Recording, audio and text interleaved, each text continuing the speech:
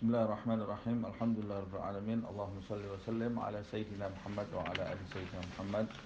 Nawaina ta'allum wa ta'lim wa tadhakkur wa tadhkir wan naf'a wal intifa' wal ifadah wal istifadah wal hath 'ala tamassuk bi kitabillah wa sunnati rasulih wa du'a ila al-huda wa dalala 'ala al-khair ibtigha'a wajhillah wa mardatih wa qurbih wa thawabih subhanahu wa ta'ala.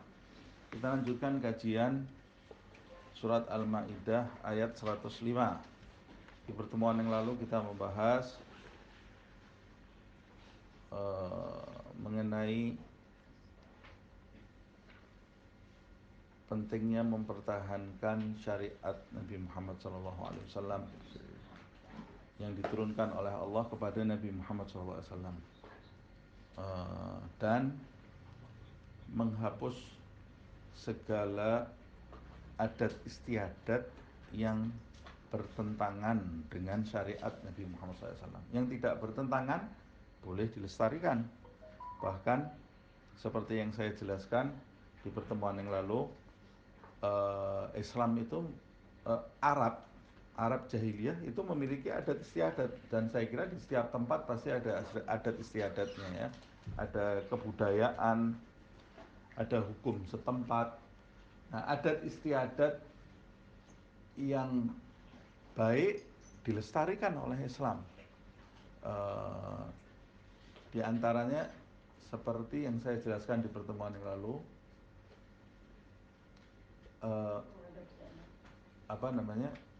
sa'i.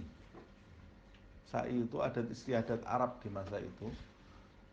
Makanya di antara Sofa dan Marwah itu di atasnya ada berhala besar.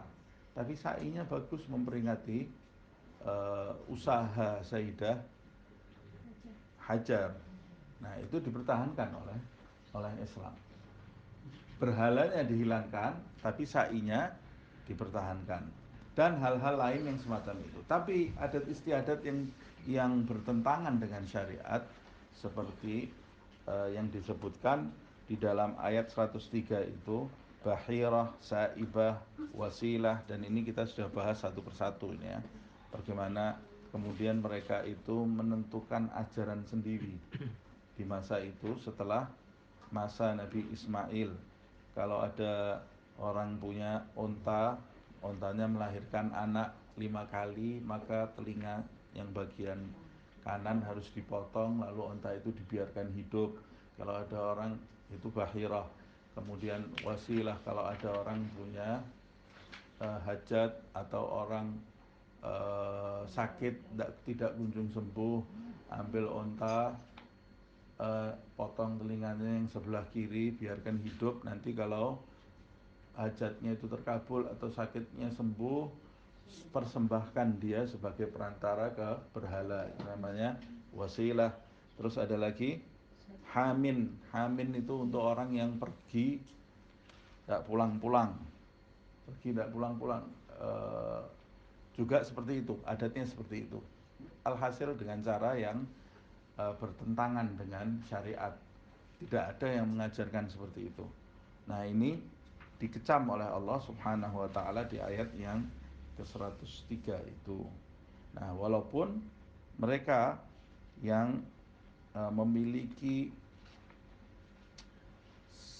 sifat kesukuan yang sangat besar, fanatik yang sangat besar kepada sukunya, mereka pasti akan menolak ajaran yang dibawa oleh Nabi Muhammad SAW. Di ayat yang ke-104 itu dijelaskan, orang kalau sudah memiliki fanatik yang berlebih-lebihan kepada dirinya, kepada keluarganya, atau kepada nasabnya, atau kepada nenek moyangnya, kepada kampungnya, kepada kota dia tempat tinggal, sampai kepada negeri, sampai kepada jenis makhluk apa dia. Karena fanatik itu bisa bermacam-macam, bertumpuk-tumpuk dan berlapis-lapis. Tapi segala kefanatikan itu dilarang di dalam Islam. Kita hanya boleh fanatik terhadap Allah dan terhadap Rasulullah SAW.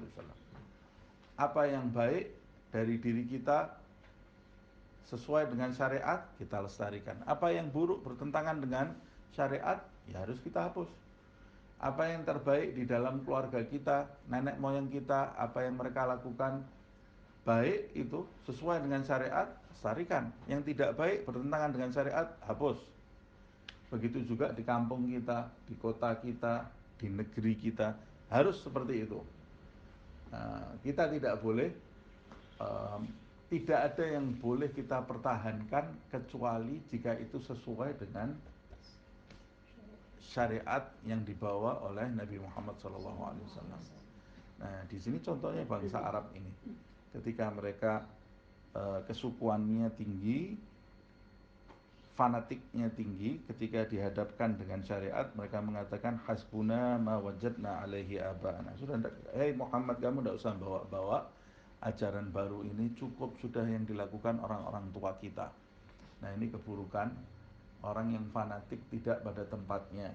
Nah, ini sebetulnya pelajaran bagi kita juga, agar jangan fanatik dengan hal-hal yang tidak ada dasar yang pasti. Nah, kalau dulu bangsa Arab fanatik dengan kebudayaannya, kalau kita di sini jangan terlalu fanatik dengan kebudayaan kita atau fanatik dengan ras kita. Saya ras Jawa, saya ras Sumatera, saya ras Kalimantan, saya ras bla bla bla, itu tidak ada gunanya semuanya. Saya Indonesia, kamu Malaysia, saya Indonesia, saya lebih hebat daripada Malaysia. Tidak ada gunanya itu. Sama sekali tidak ada nilainya sama sekali. Atau saya bangsa Arab, kamu Ajam, saya bangsa Arab. Wah, bangsa Arab yang masuk neraka ya banyak kalau tidak sesuai dengan syariat Nabi Muhammad SAW.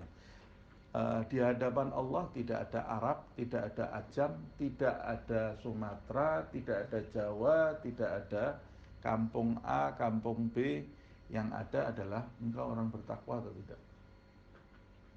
Yang sebaik-baik manusia di mata Allah Subhanahu wa taala adalah orang yang bertakwa. Inna akramakum indallahi atqakum. Tapi benar enggak ada keistimewaannya? Ada satu bangsa yang diistimewakan oleh Allah secara fisik. Mungkin atau tidak? Mungkin. Tapi keistimewaan itu tidak akan menghasilkan apa-apa jika dia tidak bertakwa. Umpamanya, lokasi Indonesia ini, daerah Indonesia ini diistimewakan apa tidak oleh Allah SWT? Diistimewakan. Tidak ada kita pergi ke segala tempat yang nikmatnya seperti Indonesia ini, tidak ada.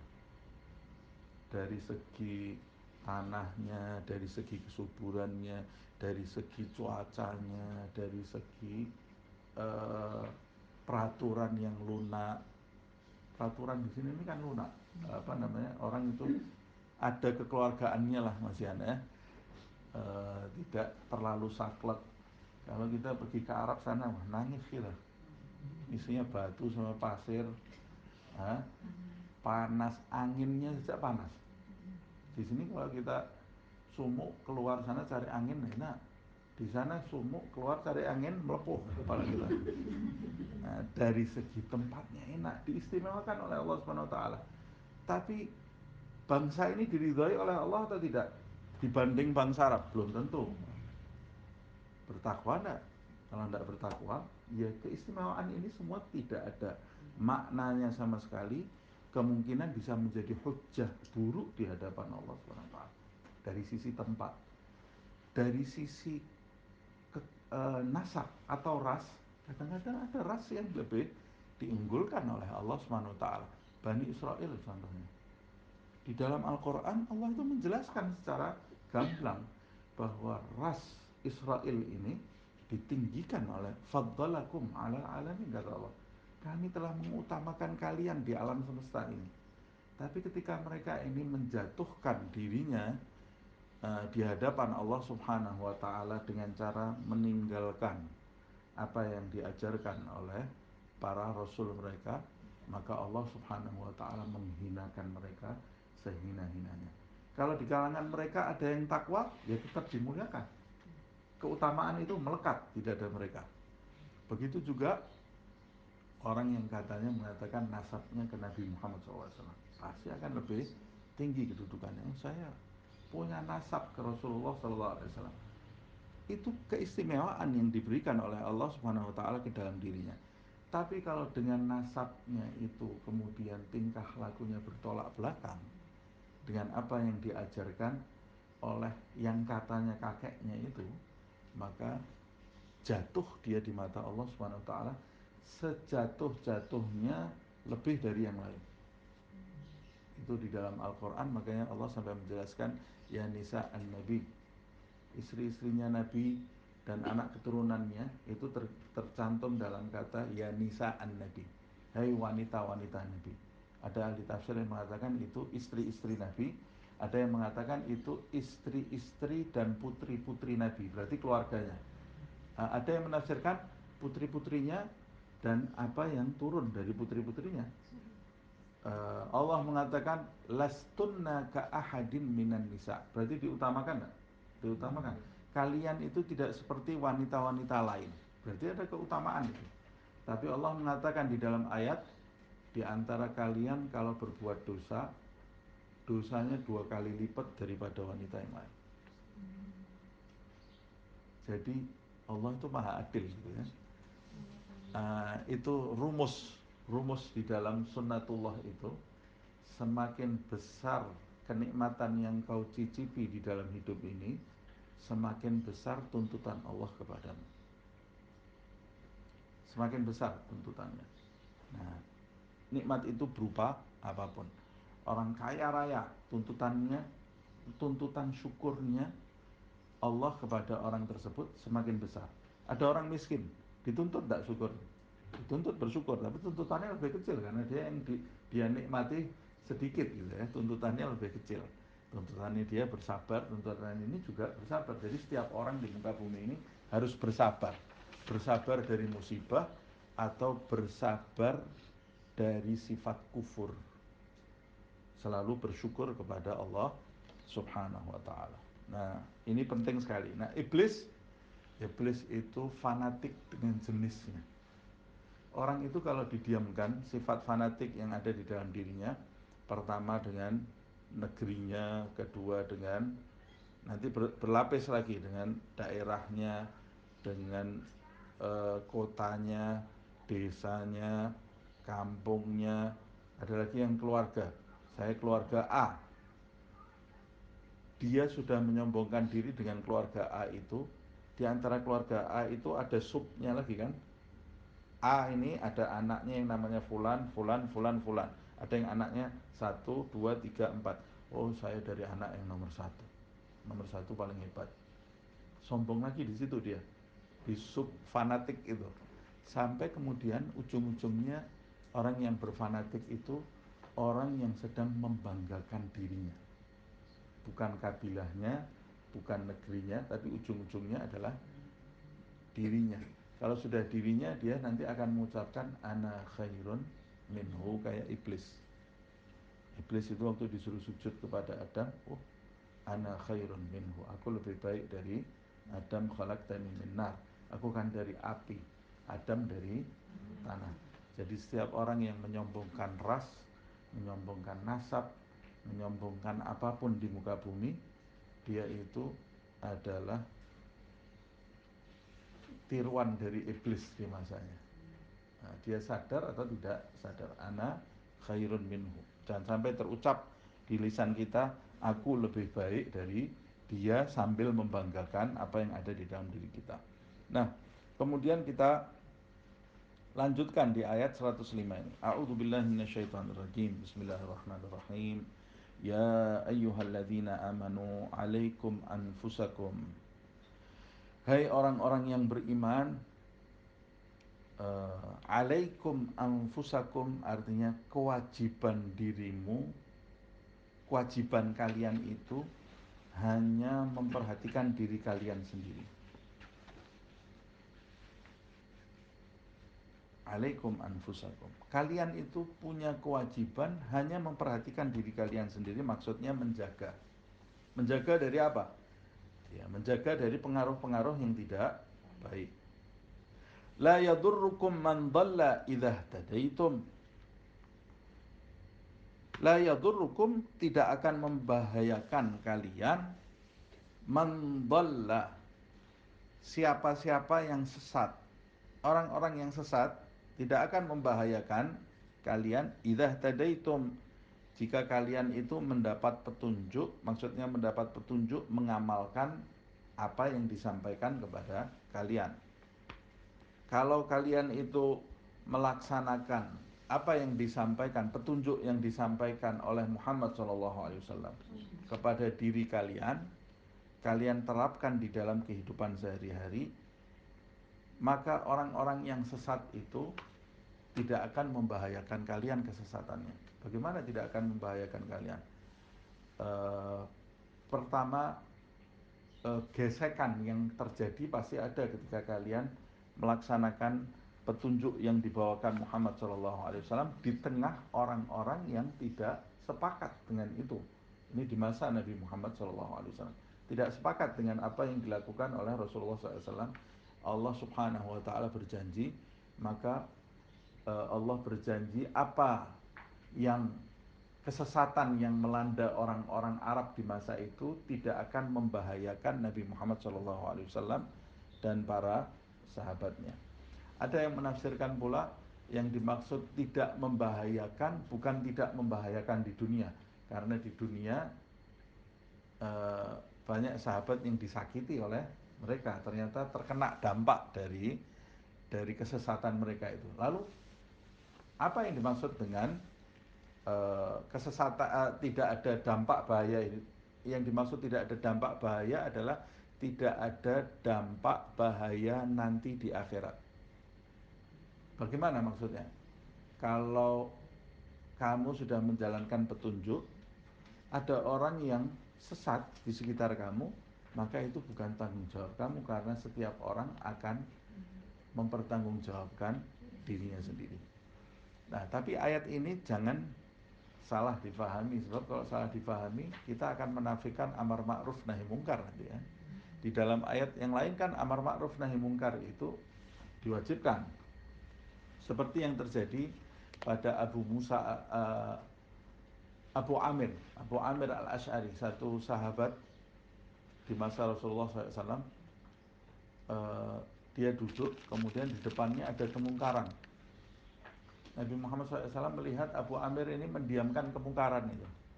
Didatangi oleh Rasulullah SAW, ditanya, kenapa kamu tidak peringatkan? Kata Abu Amir, membaca ayat ini, ya ayyuhalladzina amanu alaikum anfusakum la yadhurrukum man dhalla idza hadaitum. Dia membaca ayat ini. Loh, bukankah di ayat Allah sudah menjelaskan kamu itu hanya wajib mengurusi dirimu sendiri, yang lain berarti kan tinggalkan. Kata Rasulullah SAW, bagaimana kalian kok bisa-bisanya memahami ayat ini seperti itu, kata Rasulullah SAW. Maksudnya tidak akan membahayakan kalian, bukan berarti kalian tidak punya kewajiban memperingatkan. Yang dijanjikan Allah kan tidak membahayakan kalian. Nah, terus apa maksudnya?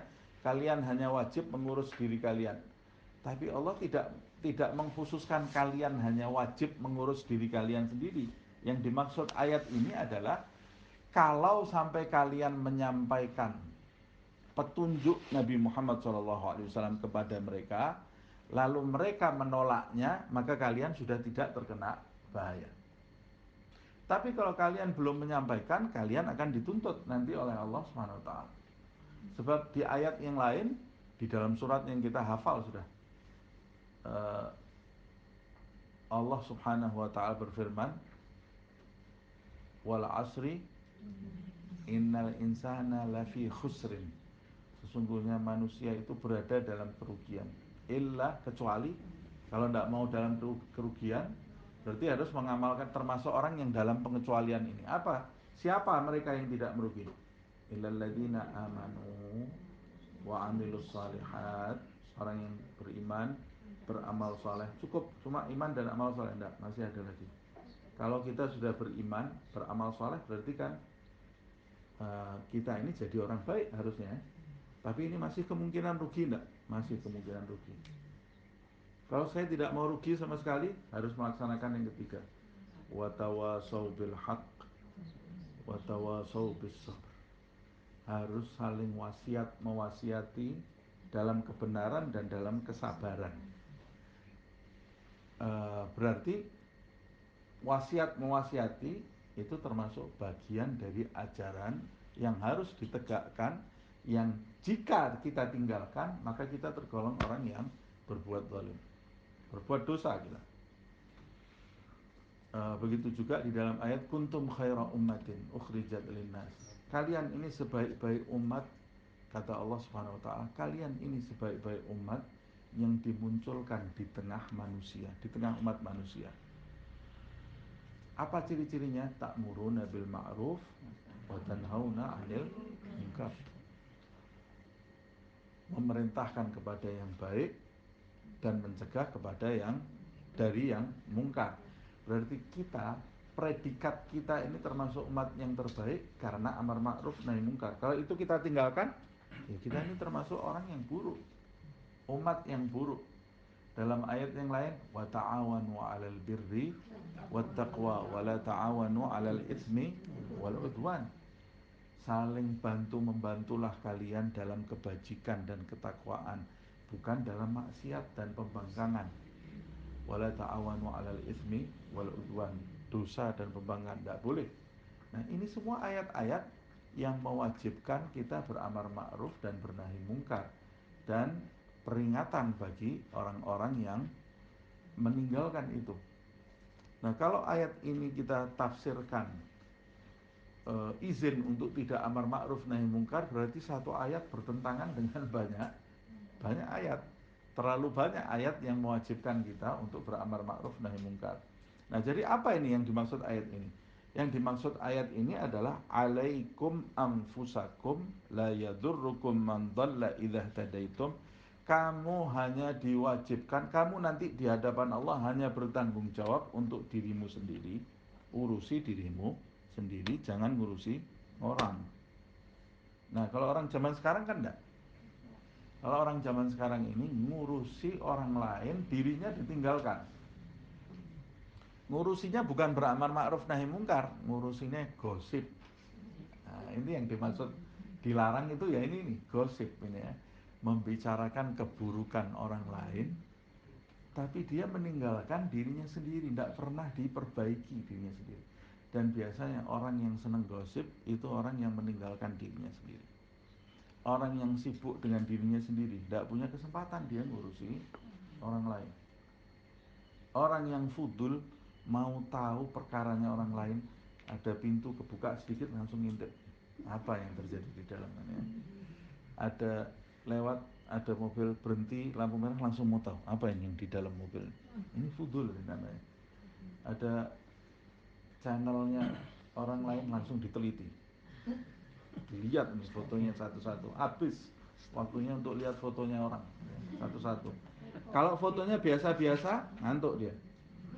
Ada yang tidak biasa, foto itu baru menyenangkan buat dia. Nah, ini orang yang kebanyakan ngurus orang lain, tidak akan pernah jadi baik hidupnya, habis waktunya. Dan itu nyandu ya. Nyandu itu susah itu caranya mengembalikan fokus kepada diri sendiri, karena memang sahibul iltifatat la yasil ilallah. Orang yang suka nengok kanan kiri, dia tidak akan sampai ke tujuan, tidak akan sampai ke Allah Subhanahu wa taala. Jadi itu gangguan orang dalam mendekat kepada Allah Subhanahu wa taala, di antaranya fudul namanya. Fudul itu mau tahu urusan orang lain. Nah, itu dilarang di dalam agama. Lah terus amar ma'ruf nahi mungkar kalau tidak tahu urusan orang lain gimana? Nah, kamu itu dilarang memata-matai orang. Wala tajassasu, di dalam ayat disebutkan. Jangan kau mata-matai orang lain, dilarang. Terus bagaimana kita tahunya dia itu salah atau tidak, buruk atau tidak? Kalau tidak sengaja di hadapan kamu terjadi keburukan itu, nah kamu punya kewajiban mengingatkan. Makanya perintahnya Rasulullah SAW, man ra'a minkum mungkaran. Siapa di antara kalian yang melihat kemungkaran? Yang tidak lihat, tidak punya kewajiban apa-apa. Jadi bukan yang mencari kesalahan, tidak, tapi yang melihat kemungkaran di depan matanya, fal yughayyirhu, maka dia punya kewajiban untuk merubahnya. Merubahnya bisa dengan kekuasaan, bisa dengan nasihat yang baik, bisa juga terakhir dengan doa. Dengan doa kalau situasinya tidak memungkinkan. Nah, berarti ini maknanya justru ini justru maknanya itu beramar ma'ruflah kalian dan bernahi mungkarlah. Setelah itu kalian tidak punya kewajiban apa-apa. Alaikum anfusakum. Kalian nanti kalau sudah kalian ingatkan orang itu tetap dalam kesesatan, la yadurrukum man dhalla idza tadaitum. Maka kesesatan orang itu tidak akan berdampak buruk bagi kalian jika kalian memang berada di dalam hidayah Allah Subhanahu wa taala. Tapi kalau kalian tidak memperingatkan, kesesatan orang itu berdampak untuk kalian di dunia ini dan di akhirat. Nah, makanya kalau ada orang lihat kemaksiatan di depannya, ya dia harus punya aksi untuk mengingkari kemaksiatan tadi. Kalau kita tidak mengingkarinya, kita terkena dampak dari maksiat itu. Berarti kita menyetujui. Orang kalau tidak mengingkari, berarti dia menyetujui. Loh, saya tidak setuju kok, saya tidak melakukan maksiat itu. Ya, tapi kamu menyetujui, merelakan maksiat itu eksis di dunia itu termasuk bagian dari persetujuan. Bagian dari persetujuan. Kalau kamu tidak mengingkari, memiliki persetujuan terhadap perbuatan sesat itu, maka kamu digolongkan oleh Allah Subhanahu wa taala termasuk orang yang merelakan kemaksiatan itu ada di sekitar kamu. Kalau dia terkena dampak siksa dari Allah, kamu ikut ada andilnya. Ada andil dalam hal itu. Satu kampung Bani Israel yang dirubah oleh Allah Subhanahu wa taala jadi monyet, babi, itu qiradatan wa khanazir di dalam ayat, dirubah oleh Allah Subhanahu wa taala karena minta hari ibadah, diberi hari ibadah itu oleh Allah, dilarang untuk kerja, mereka tetap kerja. Allah murka, dirubah mereka ini. Satu desa itu siapa saja yang dirubah disebutkan di dalam tafsir itu orang yang melanggar, yang hari Sabtu tetap kerja, dirubah oleh Allah, dan ahli ibadah yang membiarkan.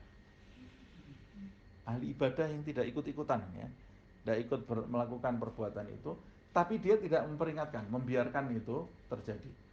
Jadi egois dia dengan sejadahnya, zikirnya dan Al-Qur'annya, dia biarkan kemaksiatan itu terjadi di sekitarnya.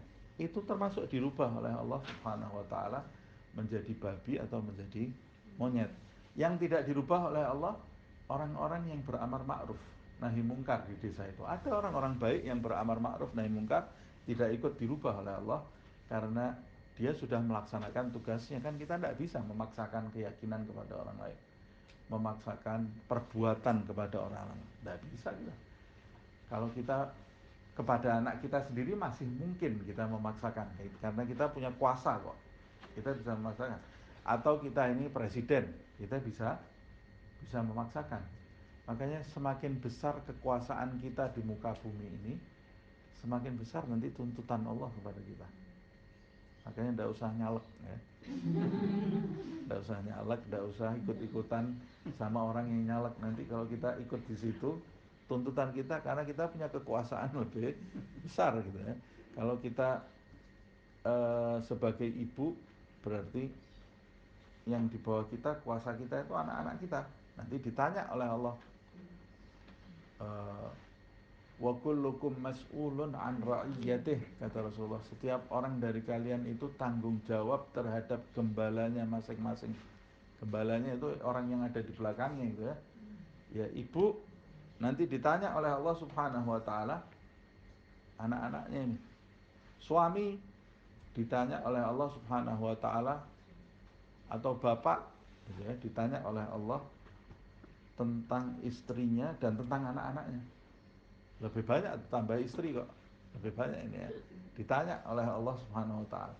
Kalau dia sebagai bapak, sebagai ketua RT, ditambah sebagai bapak, sebagai ketua RT, berarti istrinya, anak-anaknya, dan warga yang ada di sekitarnya ditanya oleh Allah. Kalau ada wasiat, kalau ada maksiat di sekitar itu, nanti dia tanggung jawab di hadapan Allah Subhanahu wa taala. Loh, Ustaz, kalau saya tidak tahu, kalau tidak tahu ya sudah, tidak ada hukumnya. Tapi kalau dia tahu ada warganya yang melakukan maksiat, dia diam saja. Yang penting tidak ribut. Oh, itu maksiat itu kalau didiamkan itu nanti nular satu-satu. Jadi kalau lihat satu perbuatan maksiat, segera dihabisi. Boleh jadi maksiat yang dilakukan itu sekarang dampaknya ke satu orang saja. Tapi kalau kita diamkan, nanti dampaknya akan menyebar, merembet, nanti merembet ke kita. Bisa ke kita ya. Umpamanya ada orang nyuntik umpamanya, atau orang berbuat zina, naudzubillah, kita biarkan begitu saja di sekitar kita, nanti ini nular, dan nularnya ini bisa sampai ke kita. Kalau kita tidak mengingkari ya, bisa sampai ke kita, bisa datang sampai ke anak kita.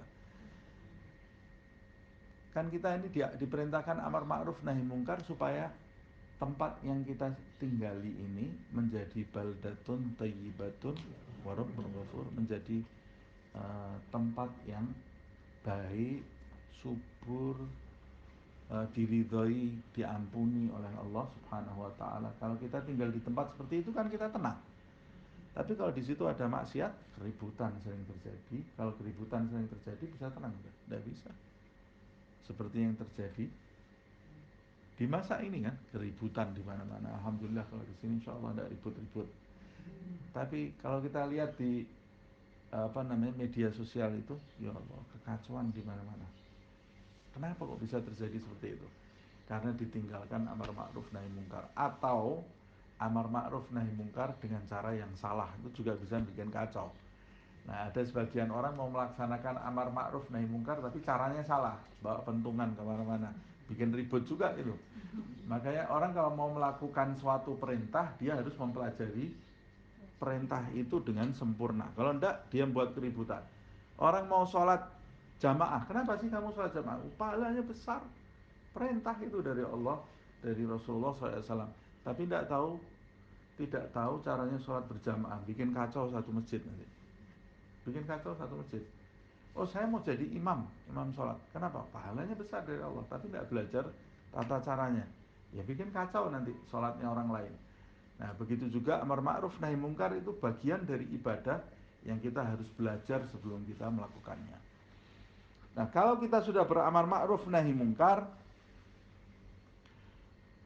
minimal saya tidak punya kuasa, tidak bisa memberi nasihat. Kenapa? Ya, karena saya juga tidak tahu dasarnya, atau kalau saya ingatkan sekarang ini tidak pas situasinya, nanti akan menambah amar ma'ruf nahi mungkar. Dan caranya mengingatkan itu harus baik-baik, cara yang benar. Kayak ud'u ila sabili rabbika bil hikmah wal mau'izatil, dengan hikmah, ilmu yang benar, dalilnya yang benar, wal mau'izatil hasanah, dengan ucapan yang benar. Maksudnya mau'izatil hasanah itu bahasa yang mudah diterima, yang tidak menyakitkan, yang tidak menggurui, dan termasuk mau'izatil hasanah itu situasi yang tepat. Situasi yang tepat itu penting sekali. Makanya kata guru saya, kadang-kadang mau'izatil hasanah itu dengan diam. Diam itu termasuk mau'izatil hasanah. Kalau kamu bicara menjadikan orang itu tambah parah. Nah, itu terjadi, saya pernah cerita tapi tidak ada salahnya saya ulangi lagi. Saya dengan teman-teman saya dulu waktu di Hadramaut, di Yaman. Kalau ada hujan, itu gunung di depan kita. Kita kan di lembah, tinggalnya di lembah. Jadi gunung itu bebatuan di atas kita itu. Kalau turun hujan, tanahnya kan tidak seperti tanah kita. Tanah kita nyerap banyak tumbuhannya, di sana tidak ada tumbuhan sama sekali. Jadi hujan itu, kalau hujan seperti air terjun, dari atas itu seperti air terjun. Nah, di lerengnya itu ada ceruk-ceruk karena bebatuan, air itu tumpah di situ, terus jadi kolam sementara, jadi kolam renang sementara di situ. Dan dari air hujan, gitu ya, tidak ada polusi sama sekali kelebihannya. Jadi begitu hujan, kita nungguin ya, hujannya selesai kita semua naik gunung, berenang di situ. Nah, di gunung itu ada orang-orang yang tinggal, tapi orang-orang pedalaman yang nggak pernah kumpul orang. Suatu saat saya dengan teman-teman saya bawa makanan itu, habis berenang, duduk di pinggir sambil ngeteh, baca kitab gitu. Tiba-tiba ada satu orang Badui bawa keledai, pakai sarungnya di atasnya lutut gini. Sarungnya itu di atasnya lutut. Nah, kita madhab Syafi'i kan, auratnya orang itu dari pusar sampai lutut. Teman saya itu baca kitab ini, lihat orang itu lewat, astagfirullahaladzim, lewat di depan kita ini ya, tidak malu dia astagfirullahaladzim, kita baca kitab, depannya ada orang kayak gitu terbuka itu, dia langsung haram. Teman saya gitu, bawa kitab lagi, haram. Yang orang Baduy ini melihat kita, kamu ini siapa, haram-haram ini, kenalan juga enggak. Terus dia lihat kita gitu, teman saya gitu lagi, haram, kata teman saya gitu. Dia marah, dicincing malah kelihatan semua, malah ditunjukkan semua gitu. Malah lebih parah kan, tadinya mungkarnya sedikit, ini mungkar betulan. Nah, itu loh yang dilarang. Makanya kita harus belajar cara mengingatkan yang benar. Yang salah bukan orang itu, yang salah ya teman saya ini. Jadi kadang-kadang kalau kita ini tidak paham beramar ma'ruf nahi mungkar, bukannya kita menyelesaikan kemungkaran, tapi kita menambah dosis kemungkaran. Nah, itu yang terjadi di zaman ini. Banyak orang berkeliaran di mimbar-mimbar, tapi tidak punya fiqhud dakwah, tidak pernah belajar cara berdakwah dengan benar. Yang terjadi, keluar dari situ kemungkaran itu tidak tambah hilang, tapi tambah banyak di mana-mana. Nah, orang akhirnya membentuk gap antara orang-orang yang batil dengan orang-orang yang punya petunjuk. Ada gap yang besar karena orang-orang yang punya petunjuk ini tidak bisa menyampaikan dengan baik. Contohnya kayak orang iklan gitu loh ya. Orang itu kalau barangnya bagus, luar biasa istimewa, tapi tidak pintar iklan, ya tidak ada yang beli. Sebaliknya yang barangnya imitasi gitu ya, barangnya yang tidak asli, KW2 ya, yang KW itu barangnya yang KW tapi pintar mengiklankan, ya dibeli oleh orang. Nah, sebagian orang Muslim sekarang ini dia punya syariat yang luar biasa, tapi tidak pintar menyampaikan, tidak menyampaikan dengan benar, makanya orang jadi menjauh. Nah, mudah-mudahan Allah memberikan ilmu kepada kita, hikmah dan mau'izatil hasanah. Kalau debat boleh enggak? Boleh, bukan debat kusir. Wajadilhum billati hiya ahsan. Debat boleh, tapi debat yang bisa mendatangkan situasi yang lebih baik. Kamu harus memastikan, ini kalau saya berdebat, debatnya bukan debat kusir. Boleh. Tapi kalau saya tahu ini debat kusir, tidak ada selesainya, diam itu lebih afdal. Diperintahkan diam. Orang yang diajak berdebat oleh orang, kata Rasulullah SAW, dia tahu dirinya benar, diajak debat oleh orang, tapi dia tahu ini kalau debat tidak menghasilkan apa-apa, dia memilih diam, pahalanya berlipat-lipat di sisi Allah Subhanahu wa ta'ala. Ada riwayat yang mengatakan dibangunkan satu istana. Karena debat itu bikin pusing gitu ya, bikin tambah ruwet gitu ya. Jadi kalau diajak debat orang, diam, dapat pahala kita dari Allah SWT. Dan nanti hati kita kalau terbiasa seperti itu, kita ini bisa melatih kesabaran kita. Kan biasanya orang tidak mau kalah, kan? Apalagi kalau sudah di media sosial. Nah, ini debat tentang agama. Kalau tentang politik sama sekali tidak ada manfaatnya. Tentang agama saja, kata Allah Subhanahu wa ta'ala, kalau itu bisa mendatangkan kebaikan, debat. Ini tentang agama loh, padahal kebenaran. Nah, kalau tentang politik ini mau kamu benar, mau kamu salah, diam. tidak ada manfaatnya sama sekali. Tinggalkan hal seperti itu, apalagi di media sosial, apalagi sampai ke bawah besok sholat pikiran debat, ngaji pikiran debat karena kalah toh, belum wah dalilnya saya ini kalah ini, dia tetap mau menang, ini caranya gimana sampai kepikiran di sholat gitu ya. Nah kita lanjutkan, ilallahi marji'ukum jami'an, kepada Allah subhanahu wa ta'ala marji'. Marji' itu tempat kembali, tempat kembali kamu atau semua kalian, baik yang dapat hidayah atau yang sesat, baik yang berbuat kebaikan atau berbuat keburukan, semua kalian semuanya akan kembali kepada Allah subhanahu wa ta'ala. Jadi tidak ada gunanya kamu memaksakan segala sesuatu. Kamu paksakan sesuatu kepada orang, tidak ada gunanya. Sudah, kalau dia nolak, ya itu urusan dia dengan sang pencipta. Yang penting kamu menyampaikan, kamu sudah menyampaikan.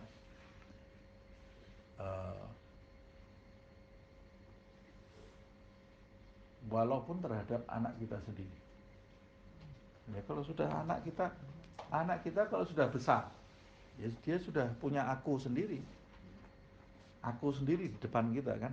Makanya pendidikan itu yang paling baik sejak dia kecil, waktu dia masih kosong gitu ya, kita tempa pendidikan yang benar, kalimat yang baik, diarahkan ke jalan yang baik. Kalau sudah besar, sudah umur 17, 18, sudah ada aku di dalam dirinya. Aku itu akan terus menguat di dalam diri seseorang gitu ya. Kalau sudah besar, ya lebih kompleks lagi kita dalam memberi nasihat kepada dia. Itu seperti nasihat kita untuk orang di luar itu. Kalau kita anak umur 17, 18, kita perlakukan seperti umur 5 tahun, yang terjadi konflik pasti akan konflik. Kalau anaknya perempuan, ya dia pintar ngomong ya. Kalau anaknya laki, ya paling dia nanti lari dari orang tuanya, lari dia melakukan, cari teman sendiri yang pas buat dia ya. Nah, makanya penting sekali sebelum dia menginjak dewasa, berikan nasihat yang baik. Kita lanjutkan aja ya. Kalau dia tidak nurut, kita sudah memberikan nasihat, ini anak kita loh, tidak nurut, ya urusannya masing-masing. Saya selalu bilang ke anak saya, nak, ini saya sama kamu sekarang bisa satu rumah ya, tapi nanti di akhirat belum tentu satu rumah. Kalau kita jalannya sama, ya kita ketemu di sana. Kalau kita jalannya lain, ya kita sampai di sini. Sampai di sini, nanti di alam barzah kita lain tempat, di hari kebangkitan. Wah, anak saya takut. Nah, itu yang dicari, supaya dia ini mencari jalan untuk dirinya sendiri, untuk jadi orang baik. Bukan kita setiap saat jadi satpam ya. Kalau jadi satpam itu susah gitu ya. Jadi memberikan tanggung jawab kepada anak itu penting sekali. Kalau kita sudah menyampaikan, dia tetap nekat, biar jalani sudah, urusannya masing-masing. Kita sebagai orang tua pasti kan ada ingin menarik gitu ya. Tapi kadang-kadang mendidik itu dengan cara membiarkan, biar tahu rasanya. Kadang-kadang mendidik itu seperti itu. Nah, walaupun itu alternatif terakhir gitu ya. Dulu saya masih SD, anak saya kalau susah bangun, berangkat sekolah harus bangun sendiri. Susah dibangunin, biarkan aja. Tidur bangun telat, wah nangis, bangun telat nangis, langsung mandi ke sekolah, berangkat sama nangis. Nah, lama-lama dia alarmnya bunyi sendiri. Setiap pagi dia bangun. Tapi kalau kita setiap pagi jadi satpam kan susah. Jadi kadang-kadang memang harus dibiarkan, tapi dengan tujuan mendidik gitu ya, bukan dengan tujuan meninggalkan. Nas'alullah al-afiyah. Kalau sampai dia terlalu jauh dari kita, sampai kemudian sangat susah untuk ditarik, ya sudah, minimal tinggal doakan terus. Kalau kita sudah mendoakan, tidak balik-balik sampai kita mati, ya sudah, itu berarti bukan anak kita. Innahu amalun ghairu salih, naudzubillah min dzalik. Seperti Nabi Nuh itu ya. Nabi Nuh itu nabi, orang apa? Masa nabi tidak mentarbiah anaknya? Ya tidak mungkin. Nabi itu pasti mendidik anak, mendidik istri. Tapi ya jalan hidup itu kan sudah ditentukan oleh Allah Subhanahu wa taala. Kalau waktu itu Nabi Nuh yang mengajak anaknya, mengajak istrinya, tapi mereka ini lebih condong kepada orang-orang yang ingkar kepada Allah Subhanahu wa taala. Terpengaruh. Sampai waktu Nabi Nuh itu masuk ke kapal, orang lain itu masuk kapalnya Nabi Nuh, anaknya tidak mau. Orang lain, kadang-kadang kita itu bisa lebih mudah menarik orang lain daripada keluarga sendiri. Lebih mudah ya. Mudah-mudahan keluarga kita ini diberi petunjuk kepada Allah. Anak-anak kita diberi petunjuk oleh Allah Subhanahu wa taala. Tapi Nabi Nuh itu ya sudah. Waktu itu anaknya lepas. Nak, masuk kapal, nak. Tidak ada yang selamat ini. Kata dia, enggak. Aku mau cari gunung yang paling tinggi. Nak, gunung yang paling tinggi? Enggak. Ditinggal bapaknya ini, dia berenang ke arah gunung sampai hila bainahu wa bainahum, terhalang. Jadi dilihat terus sama Nabi Nuh, ini anaknya ini. Itu anaknya kok. Jadi ayat Al-Quran itu menjelaskan sampai terhalang antara dia, pandangan antara dia dengan anak. Berarti kan dilihat terus itu sama Nabi Nuh. Oh, itu anaknya. Sampai hilang anaknya itu. Hilang. Dia kemudian nangis Nabi Nuh ini. Ya Allah, innahu ibni, ya Allah. Itu anakku loh ya Allah. Yang lain itu masuk kapalku selamat, kok anakku enggak. Kata Allah, innahu amalun ghairu salih. Nuh, diam. Jangan tanya sesuatu yang kamu enggak tahu. Anaknya sendiri ya. Innahu amalun ghairu salih. Itu perbuatan yang enggak baik, itu anaknya itu. Nah, ada juga yang mengatakan ternyata itu bukan anaknya Nabi Nuh, istrinya Serong gitu ya. Tanpa sepengetahuan Nabi Nuh. Nah, ada yang menafsirkan seperti itu. Tapi yang jelaskan kalau secara lahiriah Nabi Nuh mengatakan itu anakku. Nah, jadi ya manusia hidup itu kadang-kadang diuji macam-macam. Nah, kita ini tidak punya kuasa. Ya kalau kita sudah berusaha, selesai berusaha, apa yang kita inginkan, kebaikan untuk orang yang di sekitar kita itu tidak bisa masuk ke situ, ya itu tinggal angkat tangan. La yadurrukum, la yadurrukum man dhalla idza hadaitum. Ya sudah, kamu sudah tidak punya tanggung jawab lagi, pasrahkan itu kepada Allah Subhanahu wa taala. Lepas anak kita, mau siapapun yang ada di dunia ini yang terkait dengan kita, kalau kita khawatir terhadap mereka, jangan titipkan mereka kepada diri kita, titipkan kepada Allah. Allah itu lebih baik kepada anak kita daripada kita. Tapi usaha loh ya, bukan tidak usaha ya. Kalau kita khawatir anak kita keluar, nanti di luar bagaimana, di jalan bagaimana, pejamkan mata. Hasbunallah wa ni'mal wakil, ni'mal maula wa ni'man nasir. Titipkan, ya Allah, ini anakku fulan, hasbunallah, cukup kamu ya Allah. Allah itu lebih cinta kepada anak kita daripada kita sendiri. Lebih perhatian daripada perhatian kita sendiri. Nanti hidup kita tenang. Tapi kalau dipikiri terus ya pusing. Kita kemampuannya cuma segini kok ya. Anak kita begitu keluar rumah, ya sudah, kita tidak bisa. Apa mau kita ikuti terus kemana-mana? Tidak bisa. Titipkan ke Allah Subhanahu wa ta'ala. Ilallah marji'ukum jami'an. Nanti semuanya dikembalikan kepada Allah Subhanahu wa taala, fayunabbi'ukum bima kuntum ta'malun. Lalu Allah Subhanahu wa taala akan memberitakan kepada kalian atas apa yang kalian perbuat. Masing-masing akan mempertanggungjawabkan perbuatannya sendiri-sendiri nanti di hadapan Allah Subhanahu wa taala. Kalau saya baik, ya saya akan mendapatkan pahala dari Allah Subhanahu wa taala. Kalau berbuat buruk, ya saya akan mendapatkan balasan dari Allah Subhanahu wa taala.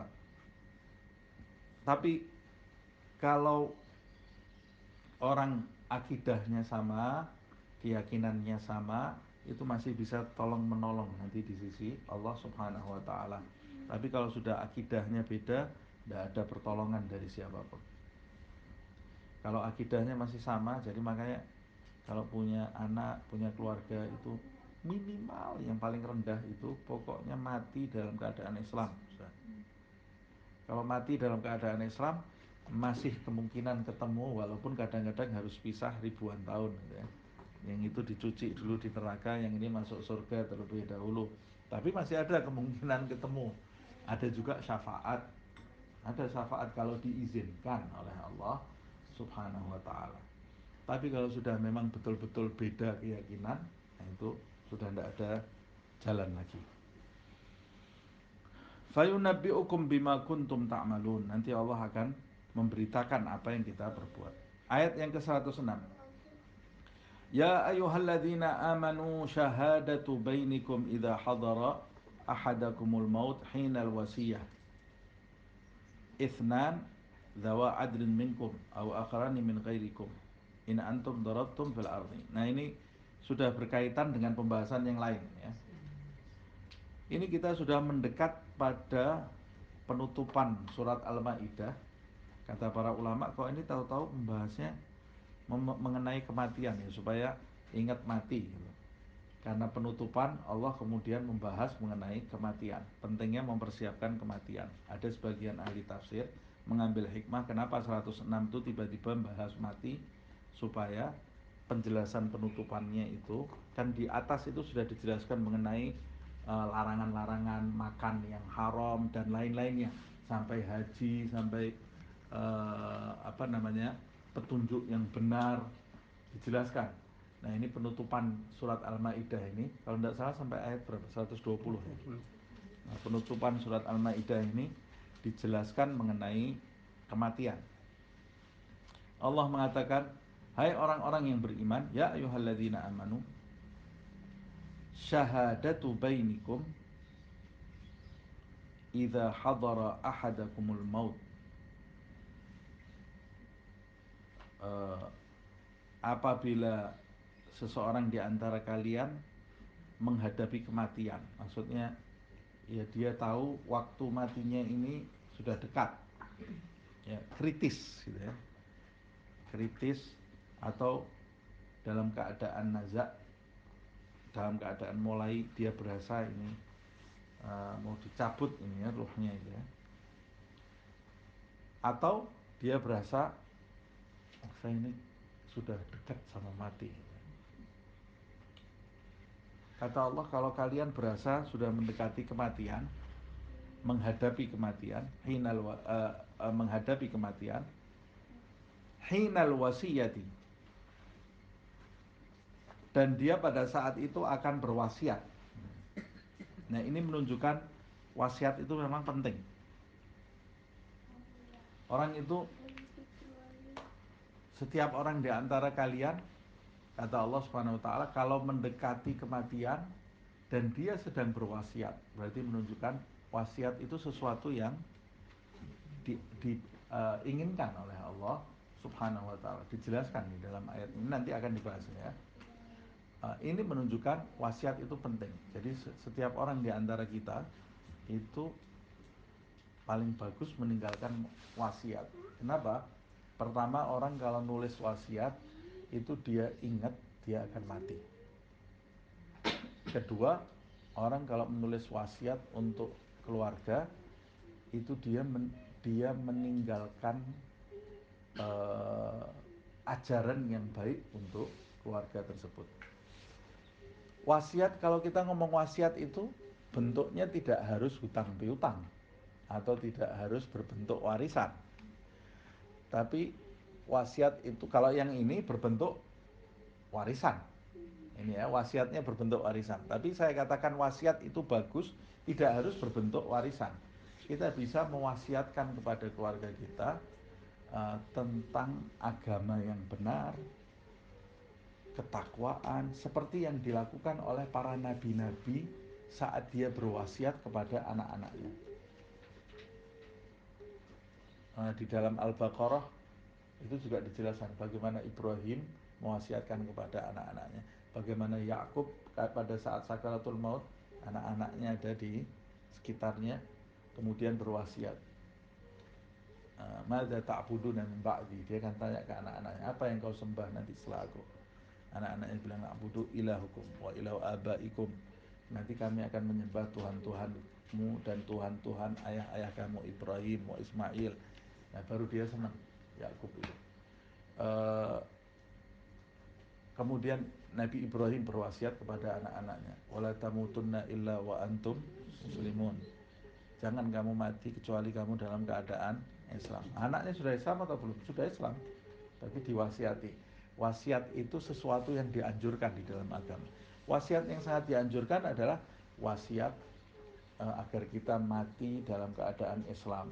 Wasiat kepada anak-anak kita, jangan kamu mati kecuali kamu dalam keadaan Islam.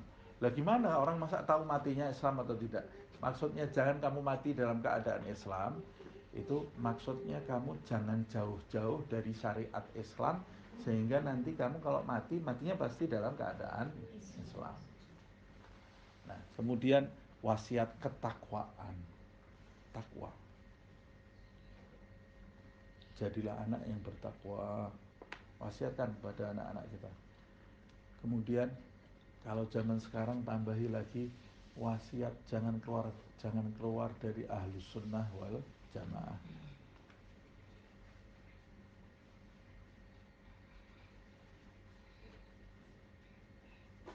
Nah, selebihnya mau ditambah masing-masing, tergantung situasinya masing-masing kan. Nah wasiatkan umpamanya nanti sholat jangan pernah meninggalkan sholat, jadilah anak yang berakhlak. Kepada anak laki-laki wasiatkan jaga saudari-saudari kamu. Wasiatkan anak laki-laki, perhatikan saudari-saudari kamu itu, saudara-saudara kamu yang perempuan itu perhatikan. Kemudian jadilah anak yang berakhlak, atau jangan lupa doa untuk orang tua, jangan lupa ziarah. Kemudian silaturahmi jangan putus ke tante-tantemu, ke paman-pamanmu. Nah, kadang-kadang kalau orang tuanya sudah wafat, ditinggal keluarganya semua hidup sendiri. Nah, bukan ajaran Islam itu. Termasuk bakti kita kepada orang tua kita, walaupun dia sudah dikubur, kita tetap silaturahmi kepada saudara-saudara bapak kita, teman-temannya, tetap silaturahmi. Itu termasuk bakti kepada orang tua. Nah, sampaikan juga nanti kalau aku mati, kuburkan aku secara Islam. Kalau kita senang tahlil, tulis di situ, baca tahlil. Jadi biar tidak ribut nanti anaknya tahlil itu bid'ah tahlil ini loh wasiatnya. Baca tahlil, selesai sudah. Jelas. Nah, kita ini juga harus menjelaskan kepada anak kita jalan hidup yang lurus. Nah, sekarang ini pemahaman tentang Islam ini juga bermacam-macam. Jadi jelaskan kepada anak-anak kita itu warna kita itu jelaskan. Kalau kita senang maulid, senang tahlil, ya jelaskan ke anak-anak kita. Ayo nak, tahlil, maulid. Jangan cuma diajar ini loh. Tahlil maulid itu bukan bid'ah. Ini loh, ada pelajari ini, belajar. Kalau kita warnanya tidak jelas, nanti mereka kebingungan. Bukan berarti kemudian kita bermusuhan dengan orang yang tidak tahlil, itu sangat bodoh sekali ya. Tapi kita itu harus menjelaskan warna kita kepada anak-anak kita supaya mereka tidak kebingungan. Nah, kalau saya mau menjelaskan nanti akidah yang betul-betul murni ya, nanti keluar dari tema. Tapi silahkan pelajari akidah. Saya menulis buku judulnya Akidah Bani Alawi. Nah, Bani Alawi itu yang membawa masuknya Islam dari Hadramut ke Indonesia ini, termasuk Wali Songo itu kembali kepada Bani Alawi, Amul Faqih. Makanya Islam sampai kemudian bisa tersebar ke Indonesia ini. Nah, sebelum ada faham-faham yang lain, ya faham mereka itu adalah faham Bani Alawi ini. Tidak usah ribut sama masalah nasab gitu ya. Apa namanya? Kalau yang di buku-buku ya seperti itu. Kalau pendapat-pendapat yang baru sekarang ini, wallahu a'lam bishawab, dapatnya dari mana. Tapi kalau yang di buku-buku besar, buku-buku ulama-ulama terdahulu, ya penjelasannya seperti itu. Wali Songo itu adalah Bani Alawi, nasabnya tertulis di situ, dan ajaran-ajaran mereka juga tertulis di situ. Tertulis di situ. Nah, mudah-mudahan kita selamat, anak-anak kita semua selamat, insya Allah. Nah, siapa yang mau nanti mungkin bisa memberi saya menulis buku tipis, sebetulnya buku itu tentang keyakinan mereka. Keyakinan mereka itu apa sih? Keyakinannya Ahlus Sunnah wal Jamaah. Jadi kalau ada orang yang ngaku Bani Alawi kemudian dia keyakinannya menyimpang dari Ahlus Sunnah wal Jamaah, ya dia keluar dari keyakinan datuk-datuknya ya. Datuk-datuk dia itu adalah Ahlus Sunnah wal Jamaah. Nah, kembali kepada ayat ini. Ini kan mengenai wasiat ya. Tapi wasiat di dalam yang tercantum di dalam ayat ini sebetulnya tidak ada kaitannya dengan wasiat yang saya bahas itu. Tapi jalan-jalan sedikit biar gak bosan ya. Nah, wasiat di sini berkaitan dengan harta tentunya. Kalau kamu mau berwasiat tentang harta,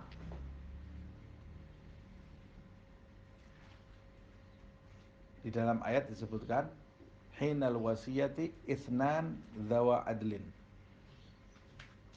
syahadatu bainikum dzawa itsnain.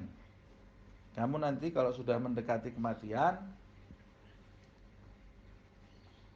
pada saat kamu mau berwasiat itu hadirkan dua orang dzawa adlin minkum,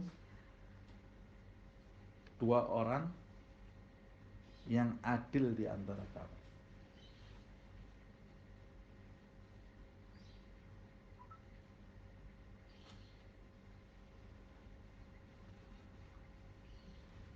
Yang dimaksud yang adil itu adalah yang jujur, bisa dipercaya.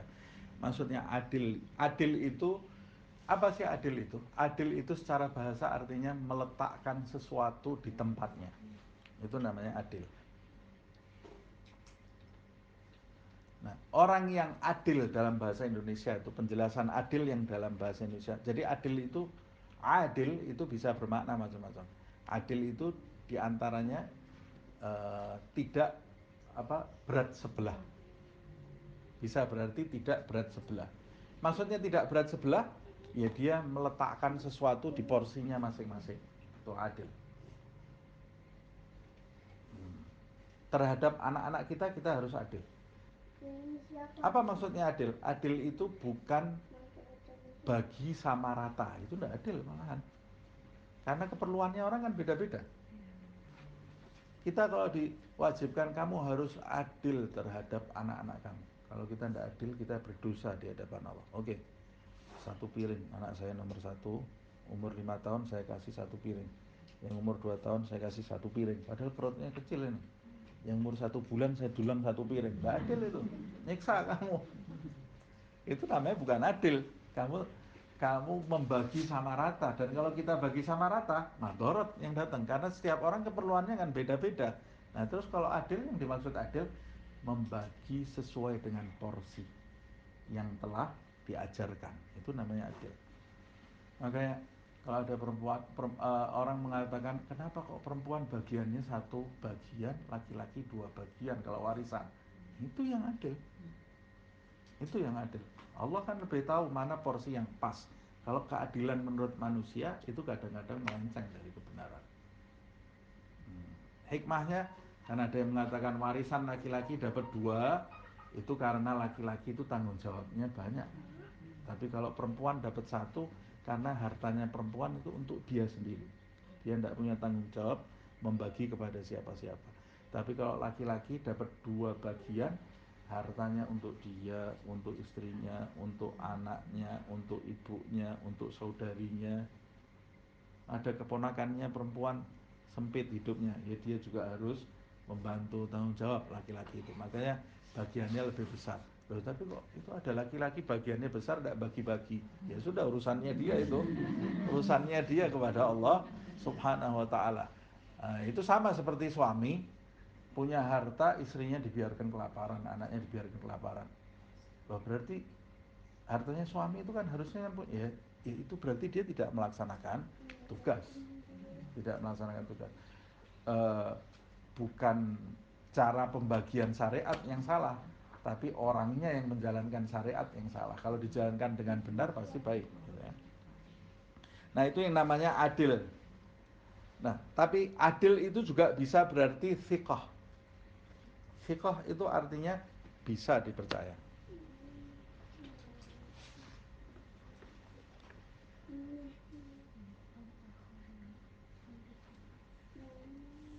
Eh, jadi baiknya kalau orang mau menulis wasiat berarti harus ada saksi, maksudnya harus ada saksi, minimal 2 orang saksi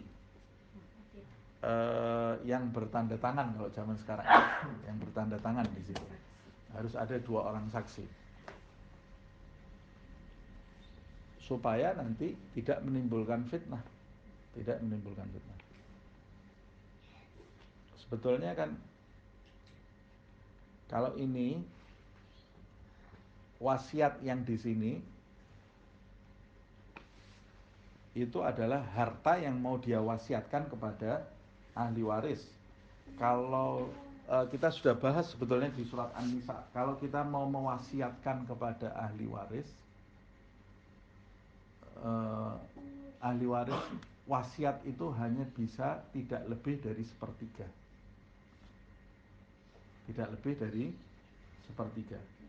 Karena setelah kita mati sebetulnya kan Islam mengajarkan pembagian sesuai dengan yang disyariatkan.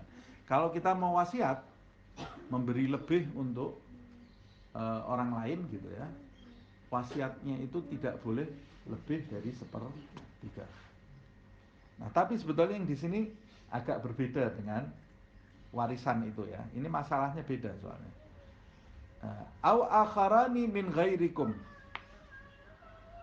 atau kalau kamu tidak dapat dari selain 2 syahid dari selain kamu, ya dari selain kalian. Maksudnya apa? Ada yang mengatakan 2 orang saksi dari kalian itu maksudnya 2 orang mukmin. Kalau tidak dapat, saya tidak dapat 2 orang mukmin di sekitar saya yang bisa jadi saksi, ya sudah, berarti selain mukmin pun tidak ada masalah. Yang penting orang yang jujur. Ini pendapat yang mengatakan kesaksian non-muslim diterima. Ada pendapat yang mengatakan kesaksian non-muslim itu tidak diterima walaupun jujur. Nah, pendapat yang mengatakan kesaksian non-muslim itu tidak diterima, dia mengatakan min ghairikum di sini dengan kesaksian kalian. Maksudnya yang dimaksud di ayat ini bukan agama, tapi kabilah. Kalau kamu mau berwasiat, ambil orang dari keluarga kamu, keluarga jauh gitu ya, dari kabilah kamu yang kamu percaya 2 orang yang kamu kenal. Tapi kalau kamu tidak kamu dapati dari kabilah selain kabilahmu juga tidak ada masalah, tapi semuanya harus mukmin. Semuanya harus mukmin. Nah, walaupun sebagian mengatakan enggak, ini bisa mukmin, bisa non muslim gitu ya. Bisa non muslim. Mana pendapat yang benar? Dua benar, yang penting ada saksinya. Au akharani min ghairikum. Nah, ini permasalahannya di dalam kalimat ini. In antum darabtum fil ardi. Ya. Ini kenapa sih kok harus manggil 2 saksi, mau wasiat dan lain-lainnya? Atau dari kelompok kamu atau dari selain kamu. Wasiat itu bukannya ada saksi kemudian diserahkan ke ahli waris. Enggak, ini permasalahannya beda. Ini wasiat yang mau ditulis ketika kalian sedang dalam perjalanan jauh. Kalian pergi melakukan perjalanan jauh, kemudian disebutkan ini ya, in antum darabtum fil ardi fa asabatkum musibatul mauti, lalu kematian, musibah kematian itu menimpa kalian sedang kalian berada di dalam perjalanan jauh di luar negeri. Padahal kalian punya harta yang harus sampai kepada ahli waris kalian itu. Nah, dianjurkan kalian menulis wasiat, kemudian diwasiatkan kedua orang saksi yang ada di perjalanan kalian. Kalau lebih baik dua orang saksi itu dari agama Islam, atau kalau tidak ada walaupun dari non muslim, atau pendapat yang kedua dua orang saksi itu dari kabilah kalian, atau kalau tidak ada ya dari kabilah lain tapi yang jujur. Nah, ini sebetulnya kejadian asbabun nuzul ayat ini ada dua orang bernama Tamim Ad-Dari dan Adi ibn Badal di masa Rasulullah SAW. Tamim Ad-Dari dan Adi ibn Bada. Dua orang ini sering berpergian, jadi mondar-mandir Madinah, dagang. Suatu ketika ada seorang pemuda namanya Budail ibn Abi Maryam.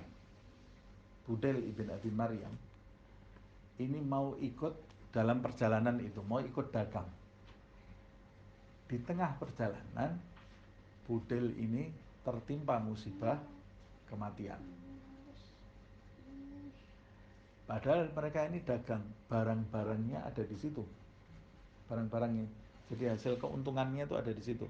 Nah, oleh Budail ini ditulis keuntungan saya A, B, C, D, E, ditulis wasiat, dilipat, dipasrahkan ke dua orang ini. Karena menurut dia dua orang ini dua orang yang adil. Ini harta saya ya, nanti serahkan kepada keluarga saya.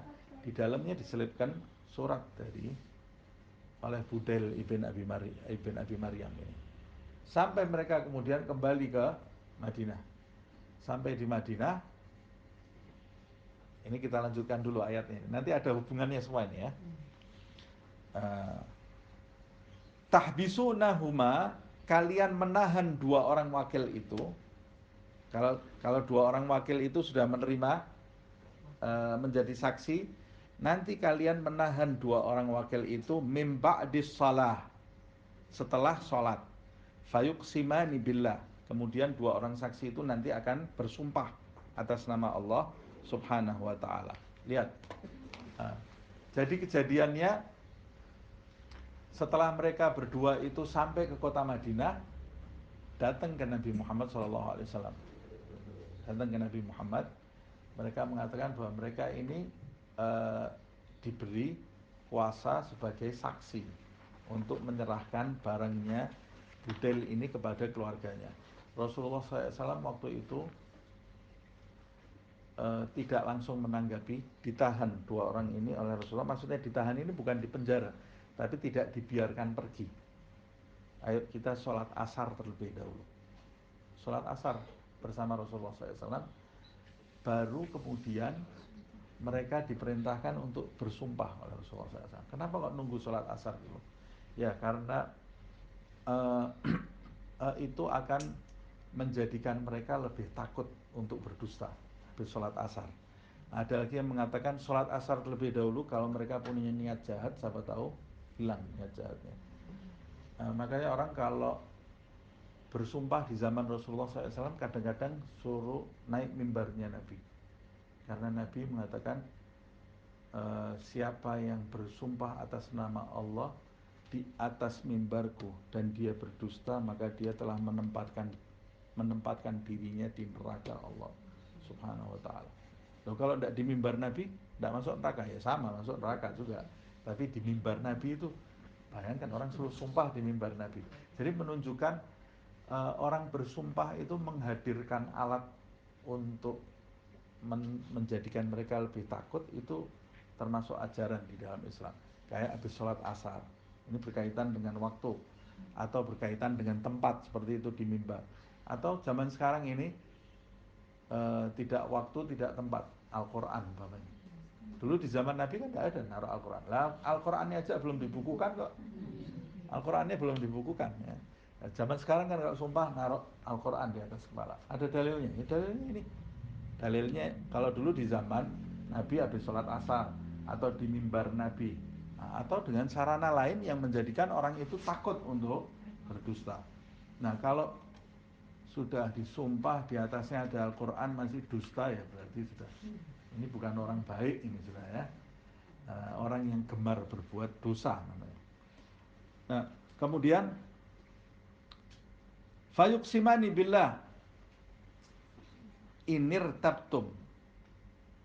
Nah, kalau kamu ragu-ragu kepada dua saksi ini, maka hendaklah dua saksi itu diperintahkan bersumpah atas nama Allah SWT. Tapi kalau tidak ragu-ragu, ya sudah, terima aja. Nah, yang terjadi waktu itu, harta itu diserahkan oleh kepada Rasulullah SAW, kemudian oleh Rasulullah SAW diserahkan ke keluarganya Budail ibn Abi Maryam. Sampai mereka ini ketika membuka harta itu ada suratnya dibaca ternyata di antara harta yang diserahkan Budail itu ada cawan perak ukir-ukiran, ada ukir-ukiran cawan perak tapi tidak ada di situ. Datang keluarganya Budail ini ke Rasulullah SAW, ya Rasulullah ini ada barang yang tidak ada, cawan perak. Dipanggil oleh Rasulullah dua orang itu. Loh ini cawan perak kok tidak ada di sini. Oh ya Rasulullah, saya kira cawan perak itu bukan untuk keluarganya, sudah kita jual, uangnya kita pakai. Nah akhirnya Rasulullah SAW meminta dua orang itu untuk mengembalikan harga cawan perak tadi dan meminta mereka untuk bersumpah bahwa mereka sudah tidak berbohong lagi. Jadi kalau kita ragu-ragu terhadap dua orang saksi itu, kita boleh meminta mereka untuk bersumpah. Kalau tidak ragu-ragu, ya sudah apa adanya diterima. Nah sumpahnya apa? Sumpahnya fayuqsimani inirtabtum, kalau kalian ragu-ragu. Sumpahnya apa? La nashtari bihi thamanan walau kana dza qurba. Kami tidak akan mengganti atau membeli melalui sumpah ini harga yang kecil dengan harga yang kecil. Maksudnya saya tidak mau mengingkari sumpah ini hanya demi harta. Maksudnya seperti itu ya.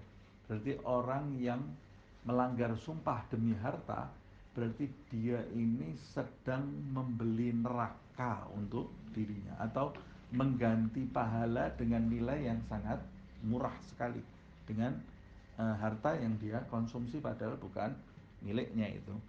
Walau kana dza qurba, walaupun untuk kepentingan kerabatnya.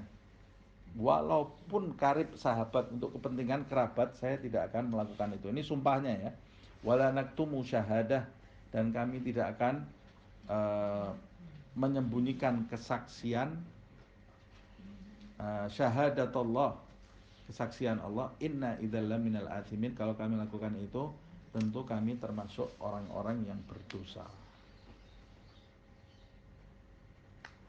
Nah ini sebetulnya wasiat yang dilakukan ketika dalam perjalanan.